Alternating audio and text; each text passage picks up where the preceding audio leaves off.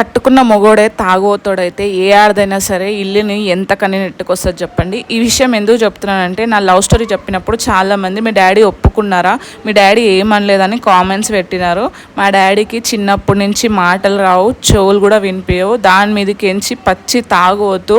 మా అమ్మమ్మ వాళ్ళు ఏం చూసి మా నాన్నకి మా అమ్మని ఇచ్చినారో నాకైతే అసలు అర్థం కాదు. ఆస్తులు ఉన్నాయంటే ఆస్తులు కూడా లేవు. మా అమ్మ పెళ్ళి చేసుకున్నప్పటి నుంచి మొదలు పడితే ఇప్పుడు వరకు కూడా కష్టాలు పడుతూనే ఉంది.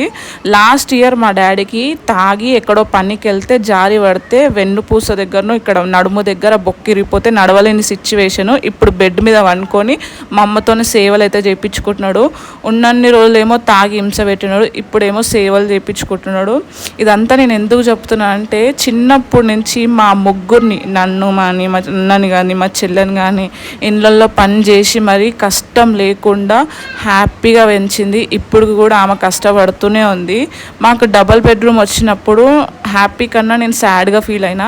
మా అమ్మ వాళ్ళకి వచ్చుంటే ఇంకా బాగుండు కదా అని. వాళ్ళకి ఓన్ హౌస్ కూడా లేదు, ఖైరతాబాద్లో ఒక చిన్న ఇంట్లో కిరాయికుంటున్నారు. అందువల్లనే నేను ఎక్కువ వెళ్ళను. ఒకవేళ వెళ్ళినా కూడా స్టే చేయడానికి ప్లేస్ ఉండదని మార్నింగ్ వెళ్ళి ఈవినింగ్ వచ్చేస్తాను. చాలామంది అడుగుతున్నారు ఎందుకు వెళ్ళరు అని. రీజన్ అయితే ఇదే.